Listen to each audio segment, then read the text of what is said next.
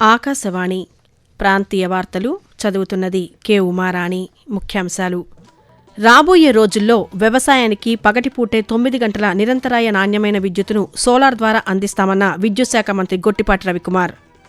రాష్ట్రంలో క్రీడలను అభివృద్ధి చేయడానికి ప్రభుత్వం చర్యలు చేపడుతుందని పేర్కొన్న యువజన క్రీడల శాఖ మంత్రి మండిపల్లి రాంప్రసాద్ రెడ్డి. ఆరోగ్య సమస్యలతో బాధపడుతున్న పేదలకు ముఖ్యమంత్రి సహాయ నిధి ద్వారా సకాలంలో ఆర్థిక సహాయం అందుతోందన్న గిరిజన సంక్షేమ శాఖ మంత్రి గుమ్మిడి సంధ్యారాణి. మహిళా శిశు అభివృద్ధి మంత్రిత్వ శాఖ ఆధ్వర్యంలో దేశవ్యాప్తంగా 8వ పోషణ పక్వాడా 2026 కార్యక్రమాలు రేపటి నుంచి ప్రారంభం.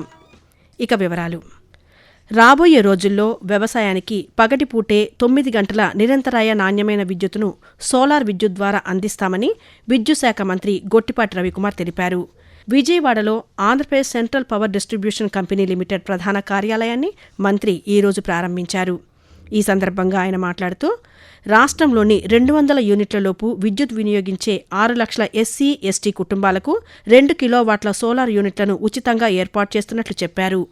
రాష్ట్రంలో ఇప్పటివరకు కరెంటు ఛార్జీలు పెంచలేదని, ఇకపైనా పెంచబోమని మంత్రి గొట్టిపాటి రవికుమార్ తెలియజేస్తూ, వర్క్ పరంగా సౌలభ్యం కోసం ఇక్కడ ఈ బిల్డింగ్ కట్టి ఇక్కడ నుంచి అన్ని ఆపరేషన్స్ అన్ని స్టార్ట్ చేయాలనే ఉద్దేశంతో ఇక్కడ పెట్టడం జరిగింది. సూర్య గారి ద్వారా చాలా పెద్ద ఎత్తున ప్రోగ్రామ్ చేస్తున్నాం. సిఎస్టీలకి 200 యూనిట్స్ కలిసే వాళ్ళందరూ కూడా ఇంటి మీద రూఫ్ టాప్ పెట్టి చేయడం జరుగుతుంది. రాబోయే రోజులు డే టైం పవర్ ఇవ్వడం కోసం రైతులకి పిఎం కుసుమ్ ని వాడుకోవడం జరుగుతుంది. సబ్ స్టేషన్స్ నిర్మాణం జరుగుతుంది. లో వోల్టేజ్ అధిగమించడం, పబ్లిక్ నుంచి ఎక్కడ కూడా పవర్ డిపార్ట్మెంట్ మీద పాజిటివ్ పర్సెప్షన్ 90%, ఇప్పటికే 80% రీచ్ అయ్యాము. 90% రీచ్ అయ్యే దశగా మేమందరం కూడా పనిచేస్తున్నాము.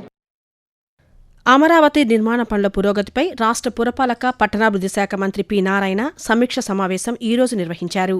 ఈ సమావేశంలో ఇంజనీర్లు, కాంట్రాక్టు సంస్థల ప్రతినిధులు పాల్గొన్నారు.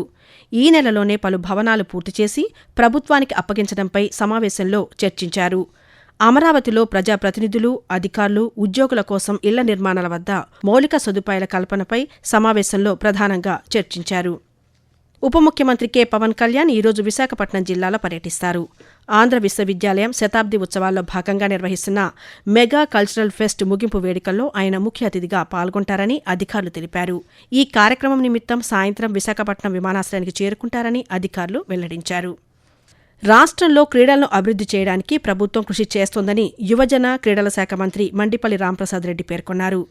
విజయవాడలోని ఇందిరాగాంధీ మున్సిపల్ స్టేడియంలో 19 కోట్ల రూపాయల ఖేలో ఇండియా నిధులతో స్టేడియం ఆధునీకరణ, సింథటిక్ ట్రాక్, ఫీల్డ్ తదితర అభివృద్ధి పనులకు ఆయన పార్లమెంట్ సభ్యులు కేశినేని శివనాథ్, శాసనసభ్యులు గద్దె రామ్మోహన్, శాప్ చైర్మన్ అనిమిని రవినాయుడితో కలిసి ఈరోజు శంకుస్థాపన చేశారు.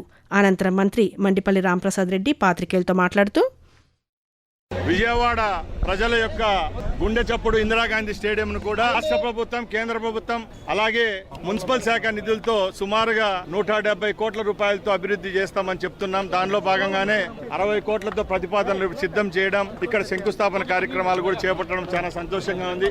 కేవలం అభివృద్ధి సంక్షేమమే కాకుండా రాష్ట్రానికి సంబంధించి క్రీడాలోకాన్ని ముందుకు తీసుకొని పోయే విధంగా ఈ ప్రభుత్వం పనిచేస్తా ఉంది. ప్రధానమంత్రి నరేంద్ర మోదీ ప్రారంభించిన ప్రధానమంత్రి ముద్రా యోజన పీఎంఎంవై నేటితో 11 సంవత్సరాలు పూర్తి చేసుకుంది. చిన్న, సూక్ష్మ వ్యాపారులకు ఎలాంటి హామీ లేకుండా 20 లక్షల రూపాయల వరకు రుణాలు అందిస్తూ ఈ పథకం ఆర్థిక చేయూతను ఇస్తోంది. ఈ సందర్భంగా కేంద్ర ఆర్థిక శాఖ సహాయ మంత్రి పంకజ్ చౌదరి మాట్లాడుతూ, ఈ పథకం సూక్ష్మ వ్యాపారాలను ప్రోత్సహిస్తూ స్వయం ఉపాధి అవకాశాలను పెంచిందని చెప్పారు. ముఖ్యంగా ఎస్సీ, ఎస్టీ, ఓబీసీ వర్గాలు, మహిళలకు ఇది చేయూతగా మారిందని పేర్కొన్నారు. బ్యాంకులు, ఆర్థిక సంస్థల సహకారంతో ప్రధానమంత్రి ముద్రా యోజన దేశంలో సమగ్ర అభివృద్ధికి తోడ్పడుతూ 2047 నాటికి అభివృద్ధి చెందిన భారత్ లక్ష్య సాధనలో ప్రధాన పాత్ర పోషిస్తుందని తెలిపారు. తూర్పుగోదావరి జిల్లా గోపాలపురం నియోజకవర్గం నల్లజర్ల ప్రాథమిక ఆరోగ్య కేంద్రంలో ఈరోజు అగ్ని ప్రమాదం సంభవించింది. విద్యుత్ షార్ట్ సర్క్యూట్ కారణంగా భారీగా మంటలు వ్యాపించి మందుల విభాగం పూర్తిగా దగ్ధమైంది. ఫర్నిచర్, ఇతర పరికరాలు కూడా అగ్నికి ఆహుతయ్యాయి. సుమారు 15 లక్షల రూపాయల వరకు నష్టం వాటిల్లినట్లు అధికారులు అంచనా వేస్తున్నారు. సమాచారం అందుకున్న అగ్నిమాపక సిబ్బంది ఘటనా స్థలానికి చేరుకొని మంటలను అదుపు చేశారు. రోగులకు ఇబ్బంది లేకుండా ఇతర ఆసుపత్రి నుంచి ఔషధాలు తీసుకొస్తామని ఆసుపత్రి వైద్యాధికారి సిరాజుద్దీన్ తెలిపారు. ఆకాశవాణి ప్రాంతీయ వార్తలు వింటున్నారు.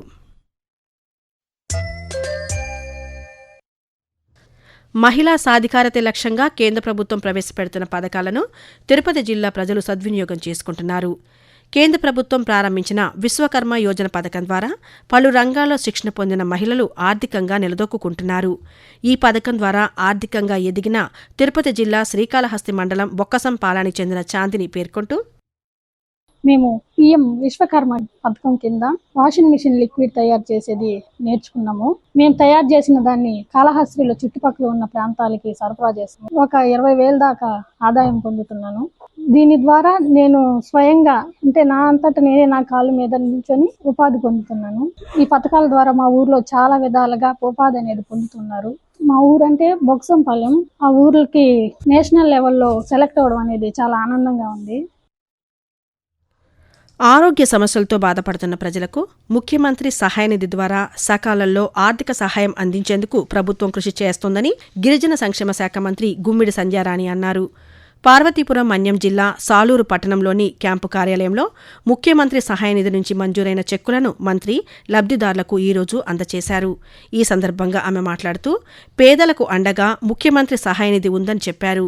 వివిధ అనారోగ్య కారణాలతో ప్రైవేటు ఆసుపత్రిలో చికిత్స పొందిన బాధితులను ఆదుకునేందుకు ముఖ్యమంత్రి సహాయ నిధి కింద ఆర్థిక సహాయం అందిస్తున్నట్లు తెలిపారు. దేశవ్యాప్తంగా మహిళా శిశు అభివృద్ధి మంత్రిత్వ శాఖ ఆధ్వర్యంలో 8వ పోషణ పక్వాడా 2026 కార్యక్రమాలు రేపటి నుంచి ప్రారంభం కానున్నాయి.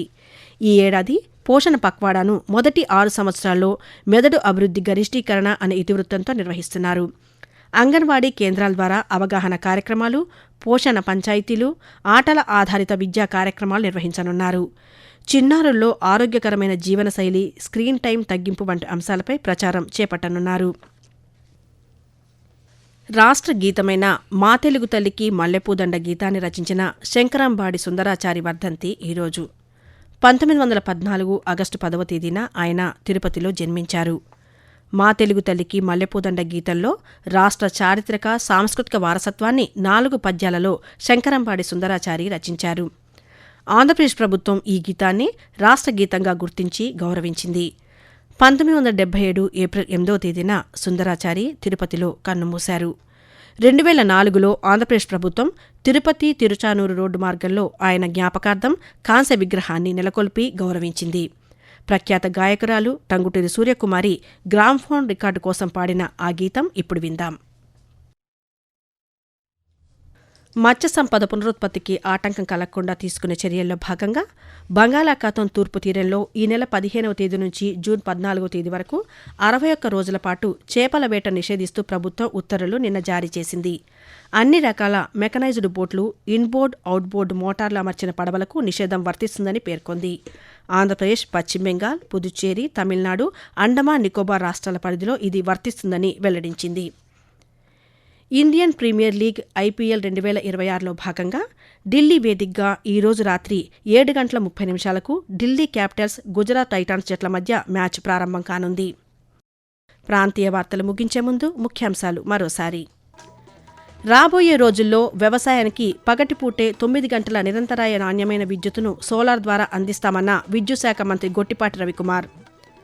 రాష్ట్రంలో క్రీడలను అభివృద్ధి చేయడానికి ప్రభుత్వం చర్యలు చేపడుతోందని పేర్కొన్న యువజన, క్రీడల శాఖ మంత్రి మండిపల్లి రాంప్రసాద్ రెడ్డి. ఆరోగ్య సమస్యలతో బాధపడుతున్న పేదలకు ముఖ్యమంత్రి సహాయ నిధి ద్వారా సకాలంలో ఆర్థిక సహాయం అందుతోందన్న గిరిజన సంక్షేమ శాఖ మంత్రి గుమ్మిడి సంధ్యారాణి.